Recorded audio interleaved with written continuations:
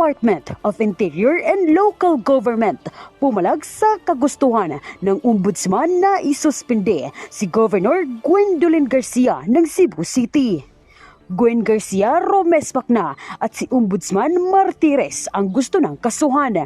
Pero bago ang lahat, kung hindi pa kayo nakapag-subscribe sa channel na ito, please do subscribe para mas maging updated pa kayo sa mga susunod kong mga videos. Nagkagulo na nga.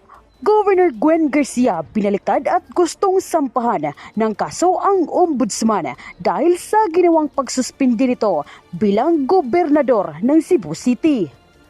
Matatandaang nasa likod nga si Gwen Garcia ni Pangulong Bongbong Marcos kaya sobrang laki ng kumpiyansa nito at walang takot na lumaban sa ombudsman.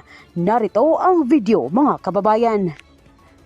Order ni Cebu Governor Gwen Garcia na pinataw sa kanya ng ombudsman, ayaw niyang mag-step down bilang gobernadora. Ang DILG naman ayaw gumalaw habang walang clarification from COMELEC. So ito, habang naghihintayan sila, ito may rest back move, hits back. Si Governor Garcia nagsampa ng kaso laban kay Ombudsman Martires. Ito sa post ng Batas PH, title, Gwen hits back at Ombudsman. So basahin ko Suspended Cebu Governor Gwen Garcia has filed a complaint for election offense against Ombudsman Samuel Martires before the Commission on Elections, alleging that the Tanod Bayan committed a serious violation of election law by issuing a preventive suspension against her at the height of the election period. In a 10-page complaint lodged with the COMELEC Law Department on May 7, 2025, Garcia alleged that Martires committed grave abuse of authority, gross misconduct, dishonesty, and negligence, citing violations of RA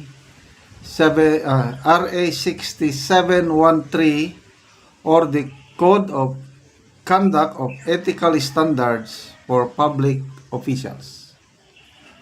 Martires was charged with violation of Rule 5, Section 15 and 16 of the Omnibus Election Code and COMELEC Resolution 11059, which prohibit the suspension of any local elective official within 90 days before an election unless prior approval is secured from COMELEC.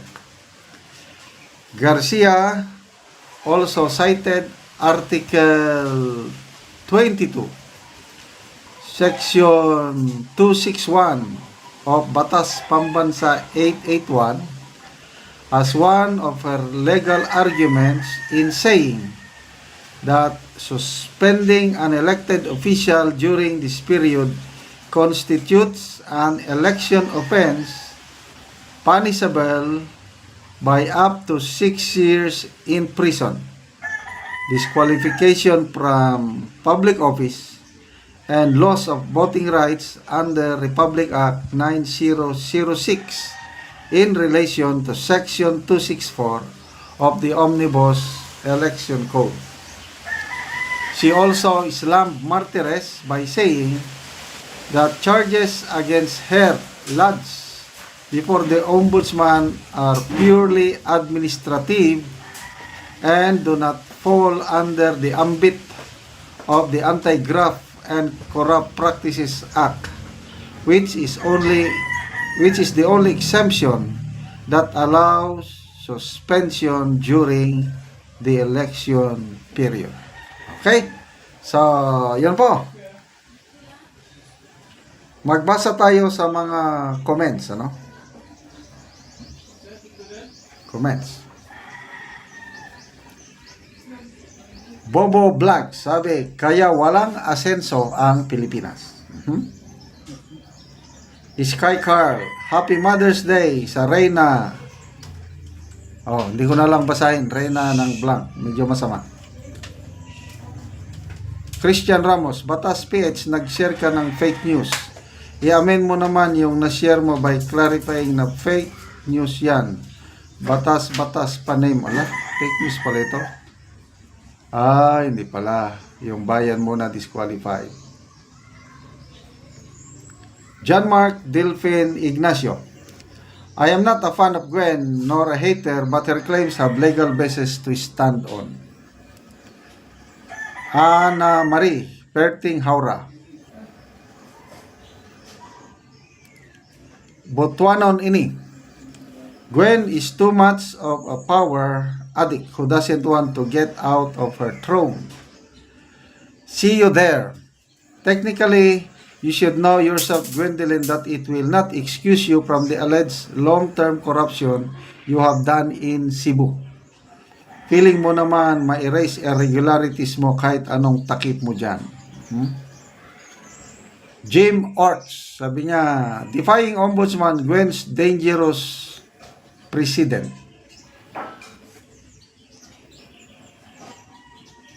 Jim Orts, tapos na. Abra Cliff, playing with fire, the order of suspension will not vanish. Instead, it wielded more with titanium. The election fever ends definitely and the order defied goes on. ATS DM, is Ombudsman removable from office through impeachment proceeding? Kung desidido si Gwen, mag-file siya ng impeachment complaint kay Speaker Martin. Reynaldo Bautista Noble, bridge over troubled water. Steve Crisologo, Tuara. Never ngit. Sos Gwen, enough of your nonsense. Okay, ito, may nabasa lang akong post na mayroong exception na pwedeng masuspend ang isang elected public official kung ang dahilan is graft and corruption. So, itong reklamo against kay Governor Garcia is nag-issue siya ng special permit sa isang kumpanya na magkuha ba yun ng quarrying sa isang protected area nung El Nino. Basta ganon. So,